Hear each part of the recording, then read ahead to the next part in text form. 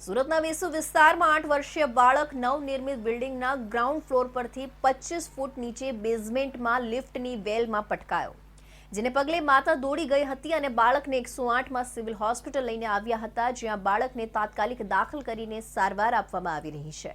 મૂળ બિહારનો રહેવાસી સુંદર શર્મા બિલ્ડિંગમાં મજૂરી કામ કરીને પરિવારનું ગુજરાન ચલાવે છે। હાલ સુંદર વેસુ વિસ્તારમાં આવેલી અવધ નામની સાઇટ પર કામ કરે છે અને પરિવાર સાથે ત્યાં જ રહે છે। પરિવારમાં 2 દીકરા અને 1 દીકરી છે। સૌથી નાનો દીકરો બંટી છે, જે નજીકમાં આવેલા જૈન દેરાસર ખાતે અભ્યાસ કરવા જાય છે।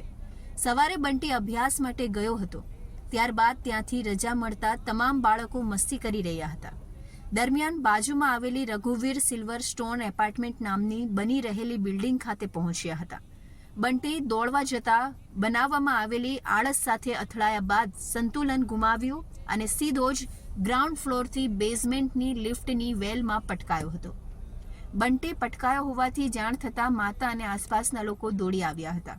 ત્યારબાદ 108ને જાણ કરવામાં આવી હતી। 108 પહોંચી ત્યારે બાળકનો શ્વાસ બંધ હતો, જેથી તેને તાત્કાલિક પ્રાથમિક સારવાર આપવામાં આવતા શ્વાસ શરૂ થઈ ગયો હતો। ત્યારબાદ તાત્કાલિક બાળકને સિવિલ હોસ્પિટલ પહોંચાડવામાં આવ્યો હતો।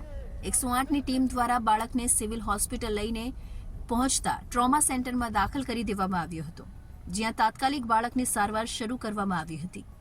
હાલ બાળકને ઓક્સિજન પર રાખવામાં આવ્યો છે અને વધુ સારવાર આપવામાં આવી રહી છે। ડોક્ટરોના જણાવ્યા પ્રમાણે બાળકને બહાર ઇન્જરી નથી, જો કે કાનમાંથી લોહી નીકળતું હોવાથી ઇન્ટરનલ ડેમેજ થયાનું માનવું છે।